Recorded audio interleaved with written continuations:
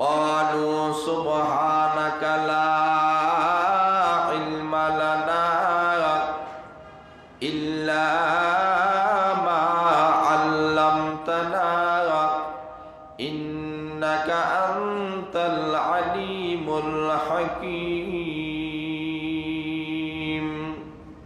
তখন সমস্ত ফেরেশতারা বলল সুবহানাকা, আল্লাহ তুমি পবিত্র। আয় আল্লাহ, লা ইলমা লানা, আমাদের কোনো জ্ঞান নাই, ইল্লা মা আল্লামতানা, যা আপনি আমাদেরকে জ্ঞান দান করেছেন। এই থেকেই বোঝা যায় আমাদের কাছে কোনো জ্ঞান নাই। সর্বময় জ্ঞানের মালিক কে? আল্লাহ। আল্লাহ যাকে যেই পরিমাণ জ্ঞান দান করেন এর প্রতি শুকরিয়া আদায় করা দরকার। আল্লাহ রাব্বুল আলামিনের কাছে ফেরেশতারা বলেন, ও পরওয়ারদিগার, যতটুকু জ্ঞান আমাদেরকে দান করেছেন এই জ্ঞানের অভিজ্ঞতা থেকে বলেছিলাম যে এমন জাতি কেন সৃষ্টি করবেন, এমন জাতিকে কেন আপনি সৃষ্টির শ্রেষ্ঠ মর্যাদা দিবেন, যে সমস্ত মানুষরা গুনাহ করবে, নাফরমানি করবেন। এখন বুঝতে পেরেছি আপনি যা জানেন আমরা তা জানি না। কেন? ইন্নাকা আনতাল আলিমুল হাকিম, নিশ্চয় আপনি মহাজ্ঞানী এবং মহাকৌশলী। আয় আল্লাহ, ভবিষ্যতে কোন জিনিসের মাধ্যমে কোন লাভ হবে কোন লস হবে এটা আমাদের জানা নাই। যেহেতু আদমের মধ্যে এমন একটা যোগ্যতা আপনি সৃষ্টি করেছেন, যেই যোগ্যতায় প্রমাণ করে দিয়েছে তারা সৃষ্টির শ্রেষ্ঠ জাতি হওয়ার উপযুক্ত। আয় আল্লাহ, এই যে অপরাধ আমাদের হয়ে গেছে, আমরা কেন প্রশ্ন করলাম অপরাধ হয়ে গেছে, এই কারণে ফেরেশতারা সাত আকাশের উপরে একটা ঘর, সেই ঘরের নাম হলো বাইতুল মামুর। বাইতুল মামুরের মধ্যে তারা তওয়াফ করা শুরু করলেন। আল্লাহর নবী বলেন প্রতিদিন 70,000 ফেরেশতারা তওয়াফ করে। যারা একবার তওয়াফ করবে দ্বিতীয়বার তওয়াফ করার আর কোনো সুযোগ নাই। ওই ঘরটাকে তওয়াফ করে তারা আল্লাহর কাছে পানা চায়। আল্লাহ কেন প্রশ্ন করেছিলাম, আসলে এটা তাদের কোনো গুনাহ হয় নাই, অপরাধ হয় নাই, এরপরেও তারা ওই জায়গার মধ্যে তওবা করতে তওয়াফ করে তওবা করতেছে। আল্লাহ রাব্বুল আলামিন বলেন, ও ফেরেশতারা, যেহেতু তোমরা এই ঘরটাকে তওয়াফ করতেছো, তাহলে আবার আদম সন্তান দুনিয়াতে যাওয়ার পরে হয়তো অগত্যা অথবা জেনে না বুঝে কোনো গুনাহ করে ফেলতে পারে। এমন গুনাহগার বান্দা বান্দি যদি থাকে তাহলে তারা তো আমি আল্লাহর কাছে মাফ চাইতে হবে।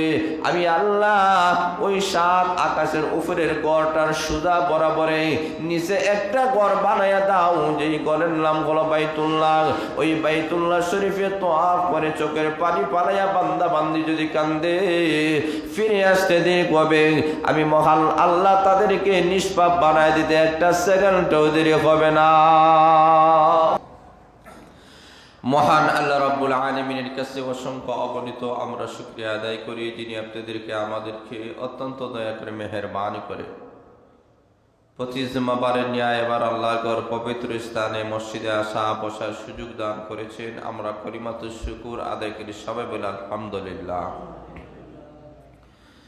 আমি আপনাদের সামনে যে আয়াতে কারিমা তেলাওয়াত করেছি এই আয়াতগুলো হলো সূরাতুল বাকারার 28 নম্বর আয়াত, 30 নম্বর আয়াত। এই আয়াতে আবার মহান আল্লাহ রাব্বুল আলামিন ঘোষণা করেন যে আমি সর্বপ্রথম মানুষকে সৃষ্টি করার জন্য ফেরেশতাদের সাথে আমি আল্লাহ একটা পরামর্শ করেছিলাম। ফেরেশতাদেরকে আমি আল্লাহ জিজ্ঞাসা করেছিলাম, হে ফেরেশতা জাতি, আমি দুনিয়াতে একটা জাতি আমি আল্লাহ সৃষ্টি করতে চাই। পরামর্শ এটা অত্যধিক গুরুত্বপূর্ণ একটা আমল। যে কোনো কাজ করতে হলে পরামর্শ অত্যধিক গুরুত্বপূর্ণ। যে কাজটা পরামর্শ করে করা হয় এই কাজের মধ্যে আল্লাহর পক্ষ থেকে রহমত এবং বরকত নাজিল হয়। এই কারণে ফ্যামিলির যে কোনো বিষয়েও পরামর্শ করবেন। আল্লাহ রাব্বুল আলামিন ফেরেশতাদের সাথে আল্লাহ পরামর্শ করছেন, তাদের মতামত নিয়েছেন আল্লাহ যে আমি একটা জাতি সৃষ্টি করব, যারা হবে এই পৃথিবীর খলিফা, আমি মহান আল্লাহর প্রতিনিধি হবে। আল্লাহ রাব্বুল আলামিনের সরাসরি প্রতিনিধিরা হচ্ছেন নবী রাসূলগণ। 1 লক্ষ থেকে মতান্তরে 2,26,000 নবী রাসূল আল্লাহ পাঠাইয়েছেন। এরা হলেন আল্লাহর খলিফা। আল্লাহ রাব্বুল আলামিন তাদের সামনে তুলে ধরলেন যে এদের পদবি হবে, এরা খলিফা হবে। এরা এমন একটা জাতি হবে যারা সৃষ্টির শ্রেষ্ঠ জাতি। যত মাখলুক আমি আল্লাহ সৃষ্টি করেছি সবার চেয়ে তারা সেরা হবে। তাদের মধ্যে আমি আল্লাহ 2টা যোগ্যতা দান করব, একটা নেক করার আর একটা গুনাহ করার। তাদেরকে আমি মহান আল্লাহ পুরস্কার হিসাবে আমি আল্লাহ জান্নাত দিব, তিরস্কার হিসাবে জাহান্নাম দেব। এমন একটা জাতি আমি আল্লাহ সৃষ্টি করতে চাই, তোমাদের কি মতামত? তখন ফেরেশতারা আল্লাহর এই কথা শুনে সমস্ত ফেরেশতারা বলে ফেলল, আল্লাহ এমন জাতি আপনি সৃষ্টি করতে চান কেন? যারা দুনিয়ার মধ্যে যাওয়ার পরে ফসাদ সৃষ্টি করবে, মারামারি কাটাকাটি করবে, দাঙ্গা হাঙ্গামা করবে, রক্তপাত ঘটাবে, এমন জাতি আল্লাহ আপনি সৃষ্টি করতে চান কেন? আল্লাহ রাব্বুল আলামিন তার নিজের কথা এবং ফেরেশতাদের কথাও আল্লাহ কোরআনে তুলে ধরেছেন। জোরে বলেন সুবহানাল্লাহ। আল্লাহ বলেন, وَإِذْ قَالَ رَبُّكَ لِلْمَلَائِكَةِ إِنِّي جَاعِلٌ فِي الْأَرْضِ خَلِيفَةً। আল্লাহ বলেন, ও ফেরেশতা জাতি, আমি দুনিয়াতে এমন একটা জাতি আমি আল্লাহ সৃষ্টি করতে চাই যারা কবে আমি মহান আল্লাহর খলিফা, প্রতিনিধি। আল্লাহ রাব্বুল আলামিন তাদের মতামত যখন জানতে চান তখন ফেরেশতারা তাদের মতামত পেশ করেছে। আমার মহান আল্লাহ কোরআনের আয়াত বানায়া নাজিল করে দিয়েছেন। এই যে কথাটা মহান আল্লাহ রাব্বুল আলামিন বলেছেন, সেই সময় তো আমরা উপস্থিত ছিলাম না, সেই জিনিসটা তো আমাদের জানা নাই। কিন্তু মহান আল্লাহ কোরআন নাযিল করে আমাদের সামনে জানাইয়া দিয়েছেন। ফেরেশতারা বলে, ক্বালু আতাজআলু ফীহা মান ইউফসিদু ফীহা ওয়া ইয়াসফিকুদ দিমা। আয় আল্লাহ, আপনি এমন একটা জাতি কেন আপনি সৃষ্টি করতে চান যারা দুনিয়াতে যাওয়ার পরে ফসাদ সৃষ্টি করবে, সন্ত্রাসী করবে, যারা দুনিয়াতে যাওয়ার পরে রক্তপাত ঘটাবে, এমন জাতি কেন আপনি সৃষ্টি করতে চান? অথচ আপনি দেখেন আমাদের কিছু কোয়ালিটি আছে, আমাদের কিছু গুণ আছে। কি গুণ? তাদের নিজের গুণগুলা তারা তুলে ধরেছে। তারা বলে, ওয়ানাহনু নুসাব্বিহু বিহামদিকা ওয়া নুকদ্দিসু লাক। তারা বলে, প্রভু আমরা এমন একটা জাতি, আমরা সব সময় নেক আমল করি, সব সময় তোমার তাসবিহ পড়ি, সব সময় তোমার প্রশংসা করি। আয় আল্লাহ, সব সময় তোমার পবিত্রতা ঘোষণা করি। এরপরেও কেন এমন একটা জাতি আপনি সৃষ্টি করতে চান? অর্থাৎ ফেরেশতাদের বুঝে আসে নাই কেন মহান আল্লাহ এমন জাতি সৃষ্টি করতে চান। তখন আমার মহান আল্লাহ তাদের প্রশ্নের জবাবে বলেন, ক্বালা ইন্নী আ'লামু মা লা তা'লামুন। আল্লাহ বলেন, হে ফেরেশতা জাতি, এমন একটা জাতিকে আমি আল্লাহ কেন সৃষ্টি করতে চাই এই জিনিসটা তোমরা জানো না, আমি আহকামুল হাকিমিন মহান আল্লাহ জানি।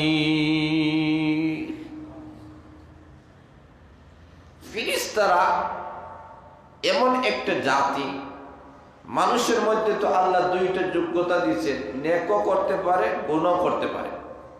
কিন্তু ফিরিস্তা এমন একটা জাতি, এরা শুধুমাত্র নেক কাজ করার যোগ্যতা আছে, গুনাহ করার কোনো যোগ্যতাই নেই। গুনাহ করা তো দূরের কথা, তার যোগ্যতাই নাই। লক্ষ্য করে দেখেন, যার চক্ষু নাই, অন্ধ, এই লোকটার কি চোখের গুনাহ হবে? না। আল্লাহ বলেন ফিরিস্তাদের গুনাহ করার কোনো যোগ্যতাই আল্লাহ দেন নাই, যার কারণে তারা গুনাহ করে নাই। আল্লাহ রাব্বুল আলামিন বোঝাতে চায় যে ও ফিরিস্তা জাতি, তোমাদের ধারণা হলো শুধুমাত্র নেক কাজ করলেই সৃষ্টির শ্রেষ্ঠ জাতি হওয়া যায়। আল্লাহ বোঝাতে চায় এমন নয়, বরং যাদের মধ্যে গুনাহ করার যোগ্যতা আমি আল্লাহ দিয়েছি, এরপরে গুনার কাম করে না, গুনাহ থেকে নিজেকে হেফাজত করে, সেই হবে সৃষ্টির শ্রেষ্ঠ জাতি। জোরে বলেন সুবহানাল্লাহ। আল্লাহ বলেন তোমাদের কোনো যোগ্যতাই নেই। তোমরা যে বলেছো এরা ফাসাদ সৃষ্টি করবে, এরা রক্তপাত ঘটাবে, এরা গুনাহ করবে, নাফরমানি কাম করবে, এই যোগ্যতা তো আমি আল্লাহ তাদেরকে দিছি। যোগ্যতা পাওয়ার পরেও যদি লোকটা গুনাহ না করে, নাফরমানি না করে, লোকটা যদি নেক আমল করে, তবেই সেই লোকটা সৃষ্টির শ্রেষ্ঠ জাতি হবে। জোরে বলেন সুবহানাল্লাহ। আল্লাহ রাব্বুল আলামিন বলেন এই বিষয়ে তোমরা জানো না, আমি মহান আল্লাহ জানি। এখন মহান আল্লাহ আদমের সম্মান আর মর্যাদা বাড়ানোর জন্য আল্লাহ একটা পরীক্ষা নিলেন, কে শ্রেষ্ঠ আর কে শ্রেষ্ঠ নয়, এটা পরীক্ষা হবে। আল্লাহ রাব্বুল আলামিন আদম আলাইহিস সালাতু ওয়াস সালামকে সৃষ্টি জগতের যত কিছু আছে সব জিনিসের নাম ওনাকে শিখাইলেন। আল্লাহ রাব্বুল আলামিন জিজ্ঞাসা করলেন ফিরিস্তাদের সামনে যে সকল জিনিসগুলোর নাম বলো। আদম আলাইহিস সালাতু ওয়াস সালামকে বলার সাথে সাথে সকল জিনিসের নাম উনি বলে ফেললেন। আল্লাহ রাব্বুল আলামিন ফিরিস্তাদের সামনে তুলে ধরে বলেন, দেহ এই জাতিটার কাছে ইলম আছে, জ্ঞান আছে। যার কাছে ইলম আছে, জ্ঞান আছে, এই লোকটা অন্যান্য লোকের চেয়ে শ্রেষ্ঠ। আদম আলাইহিস সালাতু ওয়াস সালামকে মহান আল্লাহ রাব্বুল আলামিন এমন একটা যোগ্যতা দিলেন। কেন? কারণ আদম আলাইহিস সালাতু ওয়াস সালামকে আল্লাহ কুদরতি হাত দ্বারা বানাইয়েছে। জিবরাইল আলাইহিস সালাতু ওয়াস সালামকে আল্লাহ বলেছেন তামাম পৃথিবী থেকে এক চঙ্গল মাটি আনো, তবে এমন মাটি আনবা, জিবরাইল আলাইহিস সালাতু হাত দ্বারা চঙ্গল মারছেন, এই মাটির ভিতরে কালো মাটি, সাদা মাটি, শক্ত মাটি, যত রকমের মাটি আছে সকল মাটিটা তার হাতের ভিতরে ঢুকে গেছে। আদম আলাইহিস সালাতু ওয়াস সালামকে মহান আল্লাহ বানাইলেন। এই আদম সন্তানের ভিতরেই আল্লাহ বিভিন্ন রকমের মানুষের মন, মানুষের মিজাজ, মানুষের কালার, মানুষের রং, মানুষের অবস্থা, এক এক মানুষের এক এক অবস্থা, এক এক রূপ, এক এক মন, এক এক মিজাজ, এইগুলো আদম আলাইহিস সালাতু ওয়াস সালামকে বানানোর মাধ্যমে আল্লাহ ওনার সন্তানগুলোর মধ্যে এক এক রকমের দেখবেন, এক এক দেশের মানুষের এক এক মন, এক এক মিজাজ, এক এক দেশের মানুষের এক এক মানুষের কালার ভিন্ন ভিন্ন। বাংলাদেশের মানুষের এক রকম কালার, ভারতে গেলে আর এক রকম কালার, ইউরোপ কান্ট্রিতে গেলে আর এক রকম কালার। এই যে বিভিন্ন রকমের কালার, বর্ণ, এইগুলা আমার মহান আল্লাহ রাব্বুল আলামিন আদম আলাইহিস সালাতু ওয়াস সালামের মাধ্যমে আল্লাহ এইরকম সৃষ্টি করে আমাদের সামনে তুলে ধরেছেন। আল্লাহ রাব্বুল আলামিন বলেন যে এই রং আর রঙের মাধ্যমেই তোমাদের শ্রেষ্ঠত্ব নয়, কে সুন্দর কে সুশ্রী, এর মাধ্যমেই তোমার শ্রেষ্ঠত্ব প্রমাণ হবে না। তোমার শ্রেষ্ঠত্ব প্রমাণ হবে একমাত্র তোমার ইলমের মাধ্যমে, তোমার জ্ঞান এবং গরিমার মাধ্যমে। তোমার কাছে যদি জ্ঞান থাকে তুমি সম্মানিত, জ্ঞান যদি না থাকে তোমার কোনো দাম নাই।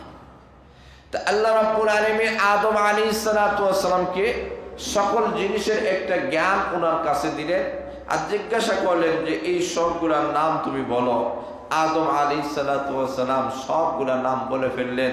আল্লাহ রাব্বুল আলামিন বলেন যে তোমরা আদমের জ্ঞান গরিমা সম্পর্কে তোমাদের জানা নাই, আমি মহান আল্লাহ জানি। 2 নম্বর হলো এই জাতি তো এমন একটা জাতি, যদিও গুনাহ করার তাদের সুযোগ আছে, কিন্তু এই বান্দা বান্দিরা গুনাহ করার পরে জীবনের যে কোনো একটা মুহূর্তে যদি নেক আল্লাহর কথা শুনে স্মরণ হয়ে জাহান্নামের কথা স্মরণ হয়ে চোখের পানি পালাইয়ে যদি কান্দে, আমি আল্লাহ ঘোষণা দিলাম তাদের জিন্দেগির সকল প্রকারের গুনাহ আমি আল্লাহ মাফ করে দিব। আল্লাহ রাব্বুল আলামিন আমাদের সামনে তুলে ধরলেন যে এইভাবে আদম আলাইহিস সালাম শিক্ষা দিলেন আর উনি সব বলে ফেললেন। আল্লাহ রাব্বুল আলামিন বলেন ক্বালু সুবহানাকা লা ইলমা লানা ইল্লা মা আল্লামতানা ইন্নাকা আনতাল আলিমুল হাকীম। তখন সমস্ত ফেরেশতারা বলল সুবহানাকা, আল্লাহ তুমি পবিত্র, আয় আল্লাহ লা ইলমা লানা, আমাদের কোনো জ্ঞান নাই, ইল্লা মা আল্লামতানা, যা আপনি আমাদেরকে জ্ঞান দান করেছেন। এই থেকেই বোঝা যায় আমাদের কাছে কোনো জ্ঞান নাই, সর্বময় জ্ঞানের মালিক কে? আল্লাহ। আল্লাহ যাকে যেই পরিমাণ জ্ঞান দান করেন এর প্রতি শুকরিয়া আদায় করা দরকার। আল্লাহ রাব্বুল আলামিনের কাছে ফেরেশতারা বলেন ও পরওয়ারদিগার, যতটুকু জ্ঞান আমাদেরকে দান করেছেন এই জ্ঞানের অভিজ্ঞতা থেকে বলেছিলাম যে এমন জাতি কেন সৃষ্টি করবেন, এমন জাতিকে কেন আপনি সৃষ্টির শ্রেষ্ঠ মর্যাদা দিবেন, যেই সমস্ত মানুষেরা গুনাহ করবে, নাফরমানি করবেন। এখন বুঝতে পেরেছি আপনি যা জানেন আমরা তা জানি না। কেন?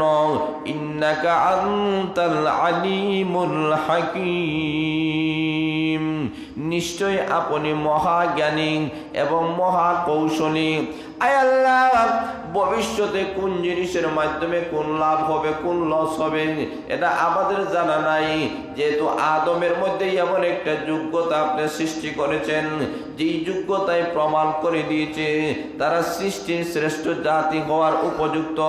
আয় আল্লাহ, এই যে অপরাধ আমাদের হয়ে গেছে, আমরা কেন প্রশ্ন করলাম অপরাধ হয়ে গেছে, এই কারণে ফেরেশতারা 7 আকাশের উপরে একটা ঘর, সেই ঘরের নাম হলো বাইতুল মামুর।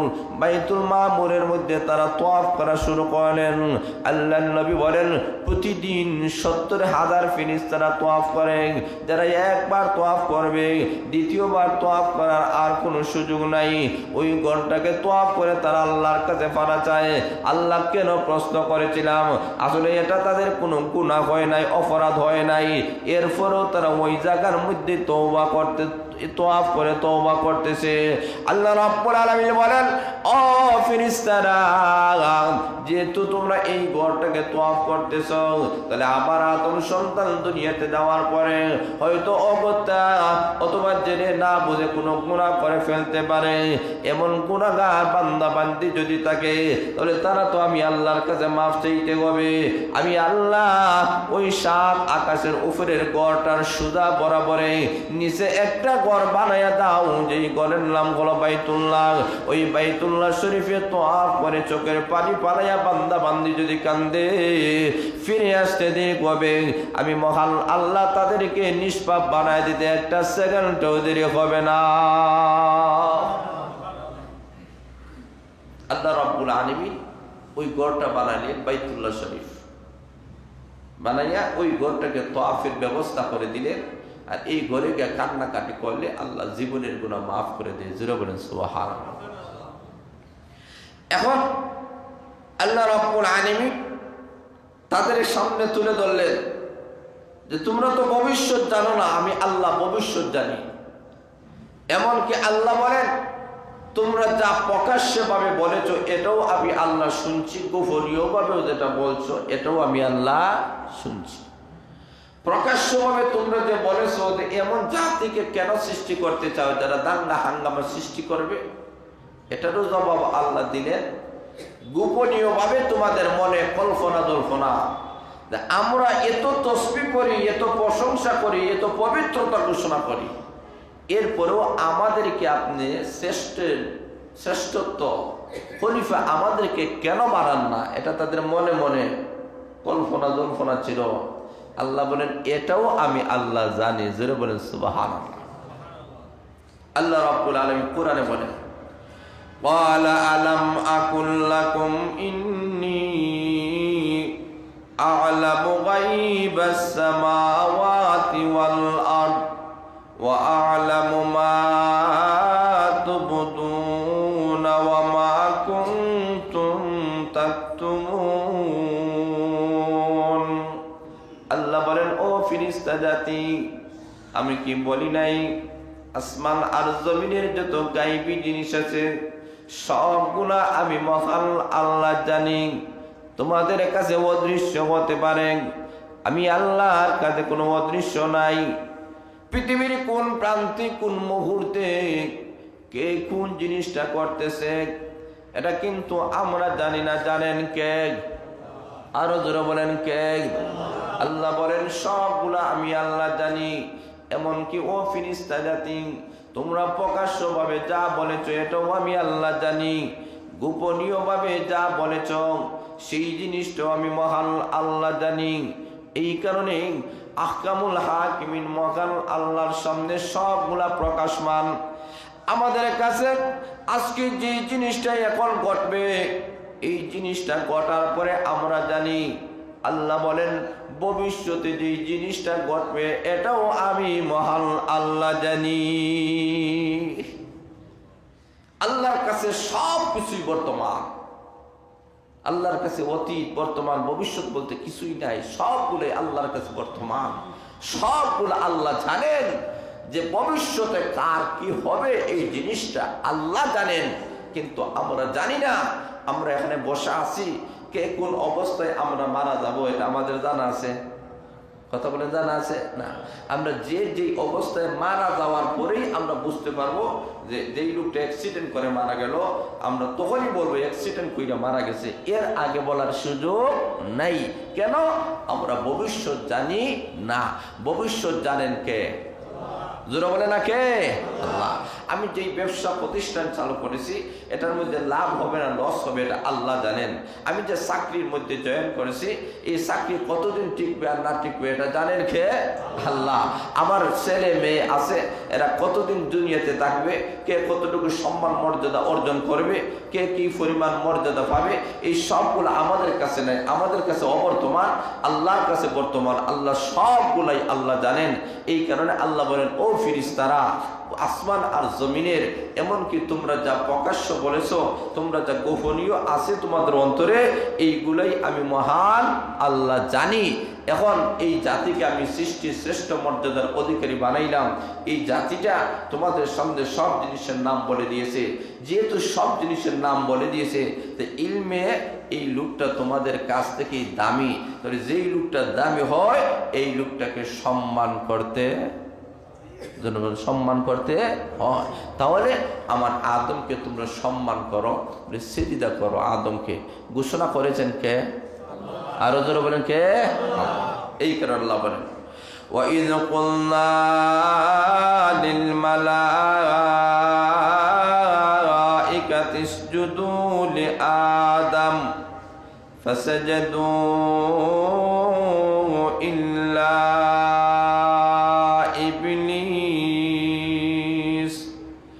أَبَى وَاسْتَكْبَرَ وَكَانَ مِنَ الْكَافِرِينَ। আল্লাহ রাব্বুল আলামিন বলেন ও ফেরেশতা জাতি, তোমরা আমার আদমকে সিজদা করো। যেহেতু আদম হলো শ্রেষ্ঠ, তাকে তোমরা সিজদা দিয়ে সম্মান জানাও।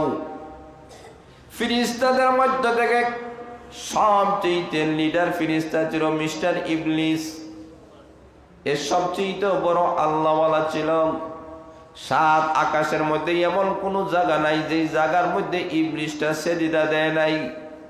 কত সম্মান মর্যাদার অধিকারী ছিল। আল্লাহ রাব্বুল আলামিনের সকল আদেশগুলো পালন করেছিল। কিন্তু যখনই মহান আল্লাহ বলেছেন আমার আদমকে তুমি সেজদা করে সম্মান জানাও, তখন ইবলিস বলে না, এটা হতে পারে না, আদমের সামনে আমি মাথা নত করতে পারবো না। শুধুমাত্র একটা আদেশ লঙ্ঘন করেছিল। আমার মহান আল্লাহ বলেন ইবলিস একটা আদেশ লঙ্ঘন করার কারণে তার তামাম জিন্দেগীর সমস্ত আমলগুলা বরবাদ হয়ে গেল। একটা আদেশ লঙ্ঘন করার কারণে ইবলিস চিরকালের জন্য মরদুদ হয়ে গেল। একটা আদেশ লঙ্ঘন করার কারণে এই ইবলিসটা চিরকালের জন্য জাহান্নামী হয়ে গেল। জুড়ে বলেন কয়টা আদেশ? একটা আদেশ লঙ্ঘন করার কারণ যদি ইবলিসের এই অবস্থা হয়, তাহলে দিনটা 24 ঘন্টা আল্লাহ নামাজের কথা কয়বার বলেছেন? আসতে কোন 5 বার। দিনটা 24 ঘন্টায় 5 বেলা নামাজের কথা আল্লাহ বলেছেন। আমরা কি 5 বেলা নামাজ পড়ি? কথা বলেন না, পড়ি না। কেন পড়ি না? কয়টা আদেশ লঙ্ঘন করি? 5 বার যদি আল্লাহ রাব্বুল আলামিনের হুকুম হয়ে থাকে, যারা 5 বার নামাজে হাজিরা দেয়, বোঝা যায় মহান আল্লাহর হুকুম পালন করল। যারা 2 ওয়াক্তের নামাজ পড়ে না, তাহলে 2টা হুকুম লঙ্ঘন করল। 3 ওয়াক্তের যারা পড়ে না, 3 ওয়াক্তের হুকুম লঙ্ঘন করল। 4 ওয়াক্তের নামাজ যারা পড়ে না, 4 ওয়াক্তের হুকুম লঙ্ঘন করল। 5 ওয়াক্ত যারা পড়ে না, শুধু জুমার নামাজ পড়েন, এই সমস্ত মানুষেরা প্রতিদিন মহান আল্লাহর 5টা হুকুম লঙ্ঘন করল। লক্ষ্য করে দেখেন, একটা মাত্র আদেশ লঙ্ঘন করার কারণে ইবলিস চিরকালের জন্য জাহান্নামী হয়ে গেল। আমরা যদি প্রতিদিন 5টা আদেশ লঙ্ঘন করি, এইভাবে নামাজ না পড়ে পড়ে যাদের 20 বছর, 30 বছর, 40 বছর, 50 বছর হয়ে গেছেন, দেখেন কতটি আদেশ আল্লাহ লঙ্ঘন করেছেন। একটু ভাবেন, একটু চিন্তা করেন, আমার চাইতে হতভাগা আসমানের নিচে আর কেউ হতে পারে না। তা বলেন ঠিক না বেটি?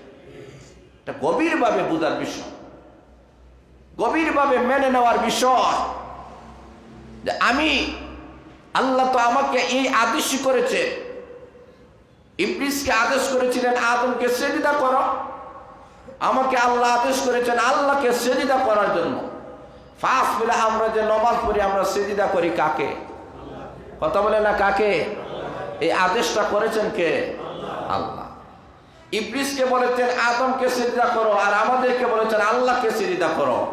কিন্তু আমরা তো করলাম না। আমরা তো কোনোদিন ভাবছি যে আল্লাহর আদেশগুলো আমরা লঙ্ঘন করতেছি? অথচ যেই আল্লাহ আমাদেরকে অক্সিজেন দিচ্ছেন, নামাজে আসার সময় নাই, ব্যবসা বাণিজ্য করার সময় আছে, নামাজ পড়ার সময় নাই, চাকরি করার সময় আছে, নামাজ পড়ার সময় নাই, সংসার চালানোর সময় আছে, নামাজ পড়ার সময় নাই, কৃষিকাজ করার সময় আছে, হাল চাষ করার সময় আছে, গাড়ি চালানোর সময় আছে। তা আল্লাহ যদি বলেন জুমার নামাজে তুমি আইসো না, তোমার অক্সিজেন বন্ধ করে দেই, চলবেন? কথা বুঝেন না? আল্লাহ যদি বলেন জুমার নামাজে আসো নাই, ফজরের নামাজে আসো নাই, জোহরের নামাজে আসো নাই, মাগরিবের নামাজে আসো নাই, তোমার অক্সিজেন আমি বন্ধ করে দিই। গ্যাস ছাড়া গাড়ি চলে? কথা বলেন, গাড়ি চলে? প্রত্যেকটা মানুষ গ্যাস ছাড়া চলতে পারে না। প্রত্যেকটা মানুষের ভিতরে অক্সিজেন আছে, অক্সিজেন ছাড়া কোনো মানুষ চলতে পারে না। আল্লাহ যদি বলেন নামাজ পড়ছো, তা আদেশ লঙ্ঘন করছো, অক্সিজেন বন্ধ, মুহূর্তের ভিতরে তুমি জাকাত ফিরে মারা যাইবা। আল্লাহ বলেন এমন করি না, তোমাকে সুযোগ দেই। জোরে বলেন সুবহানাল্লাহ। আল্লাহ বলেন তুমি একবারও চিন্তা করলা না যে আমি যে ব্রেনের মাধ্যমে যে চোখ দ্বারা দেখতেছি, এই চোখটা তো আল্লাহ দিছে। আমি যে হাত দ্বারা খাতা কলম গুলা গুড়াইতেছি, লিখতেছি, হিসাব কিতাব করতেছি, এই ক্ষমতা দিয়েছেন কে? আল্লাহ। আমি যে সাংসারিক কাজ কর্ম করতেছি, এই ক্ষমতা দিয়েছেন কে? আল্লাহ। আমার সবগুলার ভিতরে তো আল্লাহ নিয়ামত, আমার অঙ্গ প্রত্যঙ্গ সবগুলো আল্লাহ নিয়ামতের ভিতরে ডুবন্ত। এই মানুষগুলা কিভাবে নামাজ না পড়ে আল্লাহর গোলামি না করে যে থাকতে পারে, অবাকের বিষয়। এই অবাকটাই ফেরেশতারা হয়েছিলেন। আল্লাহ এরা গুনাহ করবে, নাফরমানি কাম করবে, কিন্তু আল্লাহ তাৎক্ষণিকভাবে জানাই দিয়েছেন, ও ফেরেশতারা তোমরা জেনে নাও, আমার বান্দা বান্দিরা যতই গাফিলের মধ্যে থাকো, কিন্তু তার মধ্যে একটা অনুভূতি শক্তি আমি আল্লাহ দিয়েছি। তার অন্তরে আসবে যে আমি সৃষ্টি করেছি তাকে, আমি তাকে ক্ষমতা দিয়েছি, পাওয়ার দিয়েছি। সে একদিন না একদিন ঘুরাইয়া আসবে। যখন ঘুরাইয়া আসিয়া চোখের পানি পালাইয়া কাঁদবে, আমি আল্লাহর রহমতের কুলে তাদেরকে তুলে নিব। এই কারণে আল্লাহ রাব্বুল আলামিন বলেন যে ও ফেরেশতারা, তোমরা এই আদমকে সম্মান জানাও। কিন্তু ইবলিস সম্মান জানালো না, কি হয়ে গেল? জান্নাত থেকে বাইর হয়ে গেল, চিরস্থায়ী জাহান্নামী হয়ে গেল। তখন ওই মিস্টার ইবলিস আল্লাহর কাছে কতগুলো দোয়া করেছিল, যে দোয়াগুলো আল্লাহ কবুল করছে। এর মধ্যে একটা দোয়া হলো, আল্লাহ যেহেতু আমি চিরস্থায়ী জাহান্নামী হয়ে গেলাম, আমাকে এমন একটা হায়াত দাও কিয়ামত পর্যন্ত যেন আমি জীবিত থাকতে পারি। কারণ হায়াতের মালিককে আল্লাহ, এটা তো আমার ক্ষমতার ভিতরে নাই। কাজে আপনি আমার এই পাওয়ারিটি দেন তো কিয়ামত পর্যন্ত যে আমার জীবন থাকে। আল্লাহ বলেন, যা তোকে দিলাম। 2 নম্বর হলো, আমাকে এমন পাওয়ারিটি দাও যে আদমের কারণে আমি আজকে জাহান্নাম থেকে চিরস্থায়ী বঞ্চিত হলাম। এই আদমের রগের রেশায় রেশায় ঢুকে ঢুকে তাদেরকে যেন গুনার কুমন্ত্রণা দিতে পারি, অন্তরে ঢুকে ঢুকে যেন কুমন্ত্রণা দিতে পারি, এমন একটা যোগ্যতা আমাকে দাও। কারণ দূর থেকে শত্রুকে কখনো পরাভূত করা যায় না, ভিতরে ঢুকার পারমিশন দাও। আল্লাহ রাব্বুল আলামিন বললেন, যা এই পারমিশনটাও আমি আল্লাহ তোকে দিলাম। এই কারণে শয়তান মানুষের কাছে কাছে, এমনকি অন্তরের ভিতরে ঢুকিয়া মানুষদেরকে গুনার কাম করায়। আল্লাহর রাসূল বলেন, বিশেষ করে মানুষ যখন নামাজের মধ্যে আসিয়া দাঁড়ায়, তখন শয়তানের বিভিন্ন ফোর্স বাহিনী আছে, এর মধ্যে বিশেষ যে বাহিনীটা আছে, ওই বাহিনীটা ফাটাইয়া দেয়। নামাজি বান্দা যখন নামাজে দাঁড়াইয়া কেরাত শুরু করে অথবা নামাজের আমল শুরু করে, তখন ওই শয়তান আসিয়া ওই জিনিস সেই জিনিস, বাজার ব্যবসা বাণিজ্য দোকানপাট অ্যাক্সিডেন্ট যা বিপদ আপদ আছে, যা দুর্ঘটনা আছে, সবগুলো তার সামনে তুলে ধরে। উদ্দেশ্য হলো যে নমাজ থেকে যেহেতু ফিরাইতে পারি নাই, কমপক্ষে নমাজের পরিপূর্ণ সব থেকেই যেন ফিরাই। এই কারণে সর্বশ্রেণীর মানুষের কাছে শয়তান আসে। কার অন্তরে আসে আর আসে না, এটা আমরা নিজেরাই বুঝতে পারি। নমাজের মধ্যে দাঁড়াইলে ব্যবসায়ী মানুষের ব্যবসায়ীর কথা মনে হয় না, মনে হয় না, মনে হয়নি। চাকরিজীবী মানুষের চাকরির কথা মনে হয় না, সাংসারিক মানুষের সাংসারিক কথা মনে হয় না।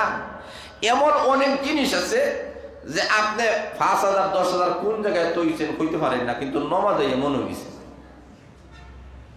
এইরকম অনেক জিনিস, মোটর সাইকেলের চাবিটা কই তৈছেন কইতে পারেন না, কিন্তু নমাজে দাঁড়াইছেন, এখন স্মরণ হয়ে গেছে।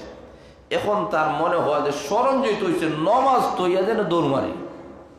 শয়তান ওই রকম চায় যে নমাজ থেকে ভাগা। আল্লাহ রাব্বুল আলামিন বলেন, এইভাবে ফেরেশতারা যদিও তোমার অন্তরে কুমন্ত্রণা দিবে, এমন মুহূর্তে এই বান্দা নামাজের ভিতরে থেকে, নামাজ না ভেঙে ভিতরে থেকে, মন যখন দোকানে যাবে মনটা টাইনে আনবে, ব্যবসায় যাবে আবার টাইনে আনবে, বাড়িতে যাবে আবার টাইনে আনবে।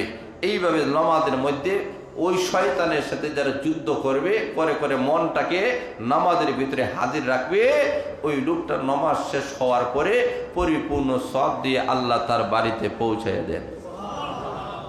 আর ওই সময় যদি মনটা তার বাড়িতে আতারে হাতারে ইমাম সাহেব আল্লাহু আকবার বলে রুকু চলে গেছে, হে দাঁড়ার মতো আছে, কথা বলেন ঠিক না? ইমাম সাহেব সেদি এক সেদিতে দেয়, আরেক সেদি দেয়, চলে যাইতেছে, এরপরে লোকটা এক সেদিদার মধ্যেও আছে, কারণ তার মন তো নামাজের মধ্যে নাই। এই কারণে এই ফিরিস্তা মধ্যে সবচেয়ে উন্নত মানের ফিরিস্তা ছিল ইবলিস, কিন্তু খারাপ হয়ে গেছে। কোনো মানুষ যদি বালা হয় বালা, আর বালা মানুষ যদি খারাপ হয় চূড়ান্ত খারাপ। যেটা বলে ঠিক না? এই কারণে এটা এই পরিমাণ নিকৃষ্ট হয়ে গেছে যে সে চায় না মানুষ আল্লাহর গোলামি করো, আল্লাহর কাজে মানুষেরা আসুক, এটা শয়তান চায় না। ওই সময় আল্লাহর কাছে চেয়ে নিয়েছে। আল্লাহ রাব্বুল আলামিন বলেন, আমি তোকে এই পারমিশন দিলাম, কিন্তু সত্যিকার অর্থে আল্লাহওয়ালা যারা, এদেরকে তুই কখনো ফিরাতে পারবে না। তো এই থেকেই বোঝা যায় যারা 5 বেলার নামাজ পড়েন, যারা কোরআন তেলাওয়াত করেন, যারা তাসবিহ তাহলিল করেন, যারা আল্লাহর সুন্নত মোতাবেক জীবন পরিচালনা করেন, বোঝা গেল শয়তান তাদেরকে কাবু করছে না। আর এই থেকে যারা বিরত আছেন, বোঝা গেল এদেরকে শয়তান পাকড়াও করে নিয়েছে। আল্লাহ রাব্বুল আলামিন বলেন যে তোমরা এই সমস্ত শয়তান থেকে ফানা চাও, কারণ সে চিরস্থায়ী কাফির হয়ে গেছে এবং শয়তান তোমাদের কখনো বন্ধু হতে পারে না। আল্লাহ রাব্বুল আলামিন এই ঘোষণা করলেন। এরপরে আল্লাহ রাব্বুল আলামিন আদমের শ্রেষ্ঠত্ব বর্ণনা করার পরে বাকি ফিরিস্তারা তো ওনাকে সেজদা করলো, সৃষ্টির শ্রেষ্ঠ মর্যাদার অধিকারী হয়ে গেলেন। আল্লাহ সর্বপ্রথম আদম আলাইহিসসালাতু ওয়াসসালামকে ঘোষণা করলেন, জান্নাতের ভিতরে প্রবেশ করো, জান্নাতে থাকো, এখানে খাও দাও, রং তামাশা করো। এই জায়গায় একটা গাছ দেখাইয়া বললেন, ওই গাছের দ্বারে কাছেও কখনো যাইও না, তাহলে পথ ভ্রষ্ট হয়ে যাইবা। এই গাছের দ্বারে কাছে যাইও না। আদম আলাইহিসসালাতু ওয়াসসালাম জান্নাতের ভিতরে বসবাস করা শুরু করছেন, জান্নাতের সমস্ত নিয়ামত ভোগ করতেছেন, কিন্তু মনে একটা অশান্তি। কি অশান্তি? এটাও মহান আল্লাহ রাব্বুল আলামিন জানেন। তখন মহান আল্লাহ আদম আলাইহিসসালাতু ওয়াসসালামের বাম পাজর থেকে হাওয়া আলাইহিসসালাতু ওয়াসসালামকে সৃষ্টি করেছেন। সৃষ্টি করার পরে উভয়জন জান্নাতের ভিতরে বসবাস করতেছেন। ওই যে মিস্টার ইবলিস আছে, ইবলিসে হয়, আমি যেহেতু ওই জান্নাত থেকে বিতাড়িত হয়েছি, কাজে আদমকে এই জান্নাতে রাখতে দেওয়া যাবে না। সে সেখানে গিয়ে কুমন্ত্রণা দেওয়া, ওই যে কুমন্ত্রণা দেওয়া শুরু করে দিল। যেই মুহূর্তে কুমন্ত্রণা দেওয়া শুরু করলো, ওই গাছের ফলটা যখন খাওয়া হইল, আল্লাহ রাব্বুল আলামিন বলেন, আদম হাওয়া এই জায়গায় থাকার আর কোনো সুযোগ নাই, কই যাও, দুনিয়ার মধ্যে যাও। আর আসলে আল্লাহ টার্গেট হলো দুনিয়ার খলিফা বানানো। আল্লাহ বলেন ফিল আরদি খলিফা, আল্লাহ বলেন জমিনের প্রতিনিধি। কিসের প্রতিনিধি? আল্লাহ তো বলেন নাই জান্নাতের প্রতিনিধি, আল্লাহ বলেছেন দুনিয়ার প্রতিনিধি। তা আল্লাহর উদ্দেশ্য হলো দুনিয়াতে ফাটানো, ফাটাইয়া উনাকে খলিফা বানাইয়া সৃষ্টির শ্রেষ্ঠ মর্যাদার অধিকারী বানাইয়া আল্লাহ আবার জান্নাতের মেহমান বানাইবে। এই কারণে আল্লাহ রাব্বুল আলামিন বলেন, ওয়াকুল্না ইয়া আদামু উসকুন আনতা ওয়া যাওজুকাল জান্নাতা ওয়া কুলা মিনহা রাগাদাল হাইসু শি'তুমা ওয়া লা তাকরাবা হাযিহিশ শাজারাতা ফাতাকুনা মিনাজ জালিমিন। আমার মহান আল্লাহ বলেন, ও আদম আর হাওয়া, জান্নাতের ভিতরে তোমরা বসবাস করো। আল্লাহ রাব্বুল আলামিন বুঝাইতে চায়, ও দুনিয়ার মানুষেরা, আমাদের আদি পিতার নাম হলো আদম, মাতার নাম হলো হাওয়া আলাইহিসসালাতু ওয়াসসালাম। আসলে কিন্তু আমরা কেউ এই দুনিয়ার বাসিন্দা আমরা নয়, আমরা হলাম জান্নাতের বাসিন্দা। জোরে বলেন ঠিক না বেঠিক? আমাদের আসল ঠিকানা হলো আমাদের জান্নাত। এই দুনিয়াটা হলো অস্থায়ী একটা জায়গা, এই দুনিয়া আসল ঠিকানা আমাদের নয়। এই কথাটাই আমার মহান আল্লাহ আমাদের সামনে তুলে ধরতেছেন।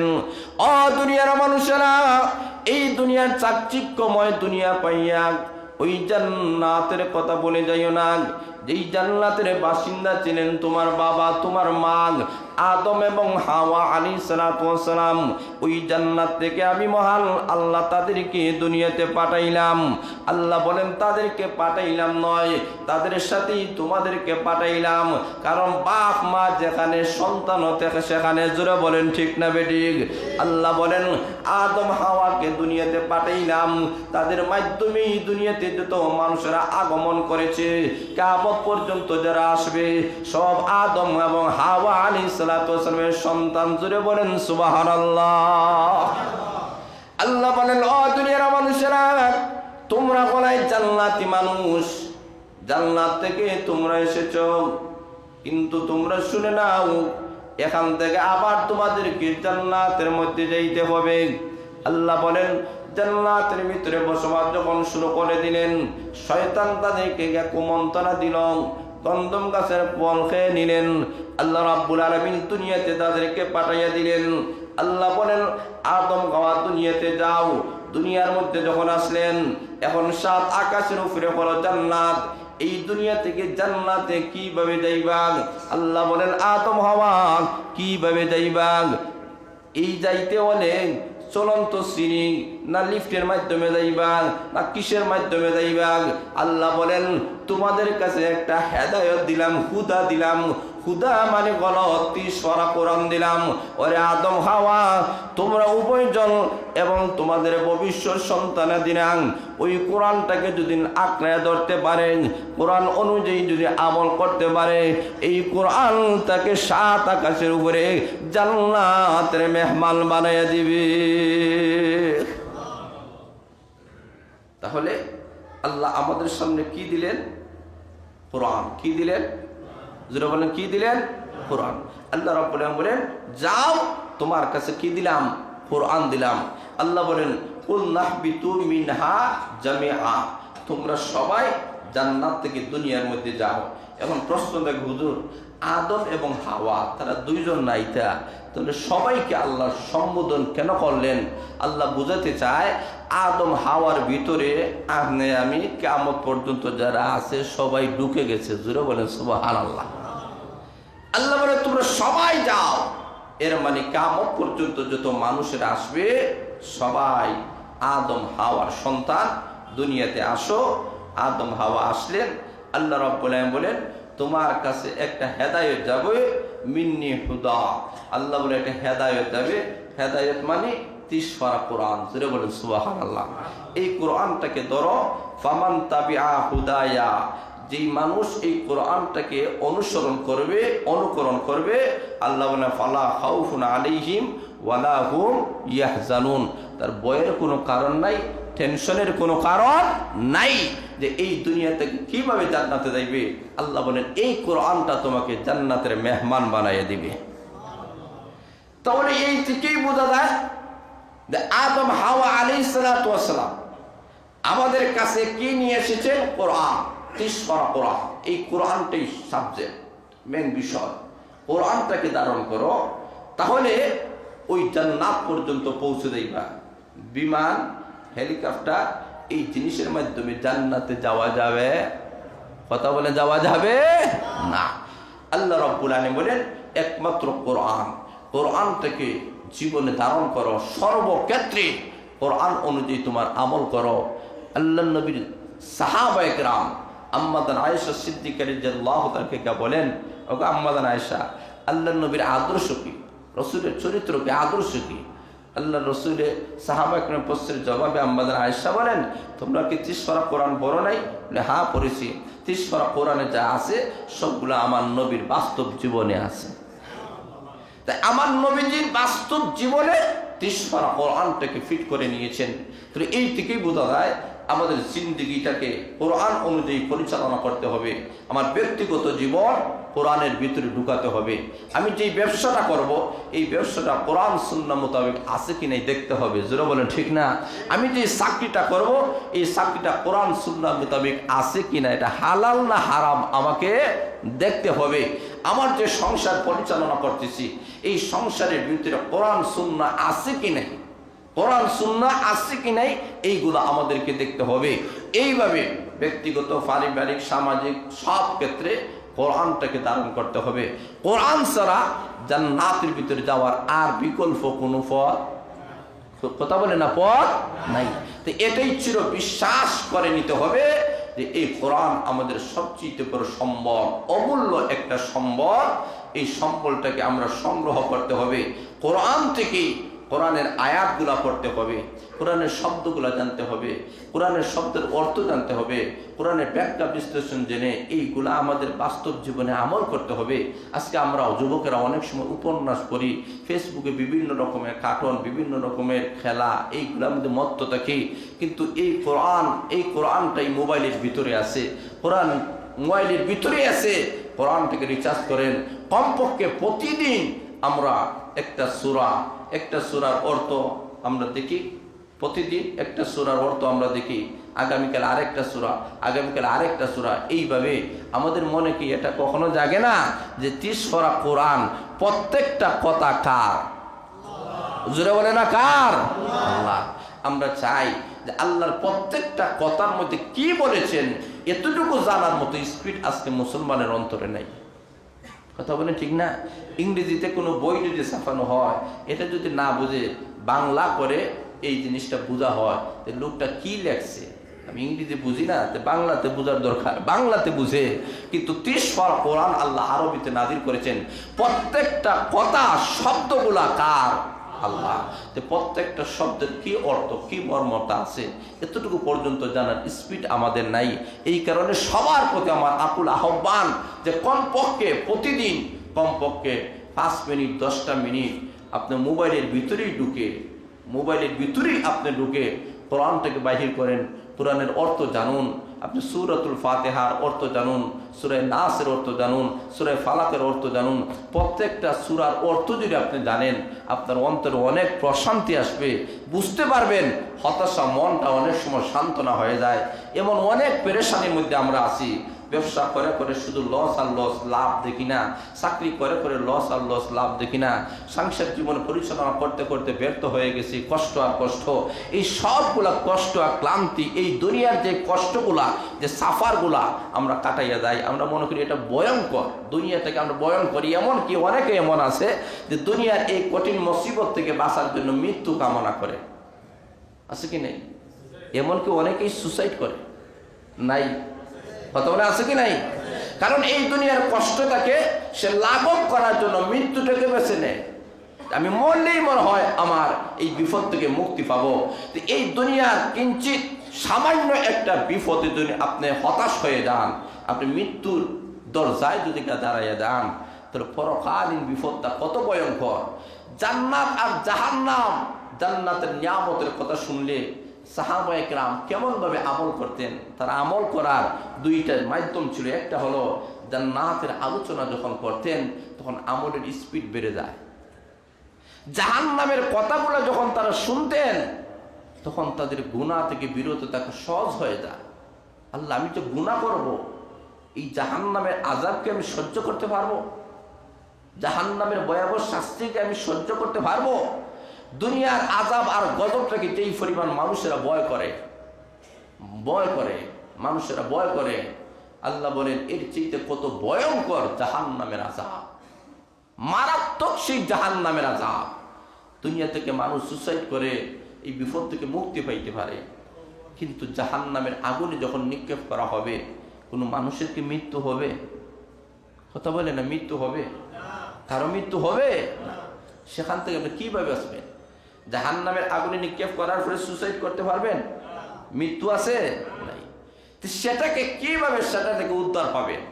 সেটার তার কোনো সুযোগ নেই। আল্লাহ বলেন সেই জিনিসটা তোমাদের সামনে রাখো, সেই মুসিবতগুলা তোমাদের সামনেগুলো আসতেছে, এইগুলার দিকে তুমি ফলো করো। দুনিয়ার মুসিবতই নাই। দুনিয়াতে আসলেই তো আল্লাহওয়ালা যারা, তাদের কোনো মুসিবতই নাই। কিসের মুসিবত? দুনিয়ার গোটা পৃথিবীর সবগুলাই যদি লস হয়ে যায়, আমার কিছুই নেই, কোনো সমস্যা নাই, আল্লাহওয়ালাদের কাছে কিছুই নেই। কারণ এই দুনিয়াটা আল্লাহর কাছে কোনো দাম, কথা বলে দাম নাই। কিন্তু আমরা দিনের বেলায় কোনো যদি লস হয় এটাকে লস মনে করি না। আবার নামাজ কজা হয়েছে, আচ্ছা ফজরের নামাজ ফজরের নামাজ, আজকের ফজরের নামাজ কে কে আমরা পড়ি নাই? কে কে পড়ি নাই? মনে মনে বলেন তো দেখি, এই জন্য কি মসজিদে আসিয়া কেউ আফসোস করছেন? আফসোস করছেন? যারা পড়ছেন না আফসোস করছেন? কথা বলেন, আফসোস করছেন? আমরা জুমার নামাজে আসলাম কিন্তু ফজরের নামাজে পড়লাম না, এই জন্য কোনো আফসোস নাই, কোনো আফসোস নাই। 10টা টাকা যদি পকেট থেকে পড়ে যায়, আমরা যতটুকু আফসোস করি একক নামাজের জন্য ততটুকু আফসোস করি না। 20টা টাকা লস হয়ে গেলে যেই পরিমাণ আফসোস করি, কোরআন শরীফ তেলাওয়াত না করলে এই পরিমাণ আফসোস করি না। মানে দিনের বেলায় কোনো আফসোস নাই। দুনিয়ার কোনো লস যদি হয়ে যায় এটার জন্য আমরা আফসোস করি। একটা বিবাহের অনুষ্ঠানে আমরা অনেক সময় দেখি, বিবাহের অনুষ্ঠানটা ধরতে গিয়া কত কষ্ট, নমাজ মিস, কিন্তু অনুষ্ঠানটা মিস হয় না। কোনো মানুষ যদি নমাজের কারণে অনুষ্ঠানটা মিস করে ফেলে তা কত আফসোস, আহারে বালাখানি খাইতে পারলাম না, আফসোস করে। কিন্তু এটা তো সে ভাবে যে আমার খানার চাইতে আমার নমাজটা গুরুত্বপূর্ণ। জোরে বলেন ঠিক না বেঠিক? এই কারণে দিনের বেলায় আমাদেরকে আফসোস আনতে হবে। আল্লাহ আপনাদেরকে, আমাদেরকে সবাইকে কোরআন হাদিসের সহি বুঝ যেন দান করে। সবাই বলেন আমিন। ওয়া আখিরু দাওয়ানা আলহামদুলিল্লাহি রাব্বিল আলামিন।